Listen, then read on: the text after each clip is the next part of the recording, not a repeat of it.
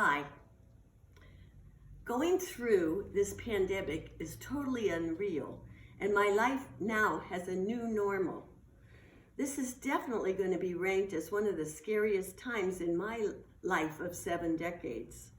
If I happen to catch this coronavirus with my pre-existing conditions, it could be the end of my journey on Earth. So I'm taking the precautions as I trust that you are taking. In this time of social distancing, it gives me a great deal of time to reflect. I've been thinking about the other times in my life when I was really scared. Fortunately, there were only a few of those times. When I was little, I remember seeing a few of my playmates with withered arms and crippled legs. My mom and dad explained to me about the infectious disease called polio.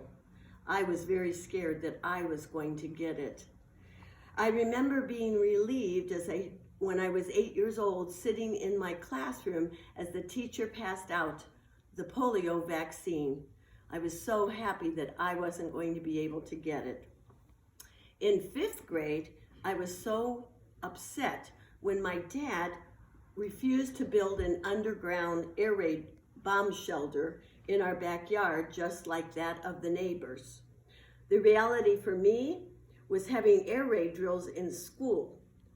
I had to hide under my desk as though that was going to save me.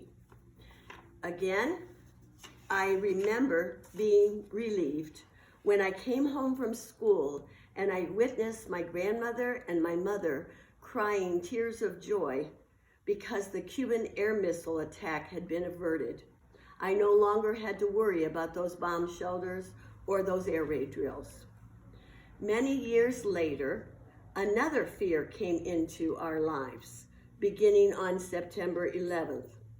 When this horrific event happened, I remember the strength of the people around me and the daily prayer circles we had in the public school where I worked.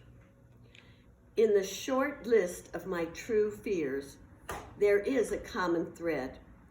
I always knew that God was almighty and that He was in charge and that He gave me comfort when I needed it most. We will get through this time of CV-19, and God will be our light, our strength, and our song. The devotion I have adapted today is from the book Jesus Calling, written by Sarah Young. I hope it gives you peace, strength, and assuredness in this new world. In these unsettling days of the pandemic virus, let us not forget to trust in God and to not be afraid. God promised that He is our strength and our song. Think what it means to have God as our strength. He spoke the universe into existence. The power is absolutely unlimited. When we are in the depth of need, our wanting and our fears are like magnets to God. During this frightening time, let us not have our fear block the flow of God's strength into us. Instead of trying to battle our fears, let us concentrate on trusting God. When we give ourselves to God, there is no limit to how much He can strengthen us. Remember too, that God is our song. He wants us to share His joy as we live in awareness of Him.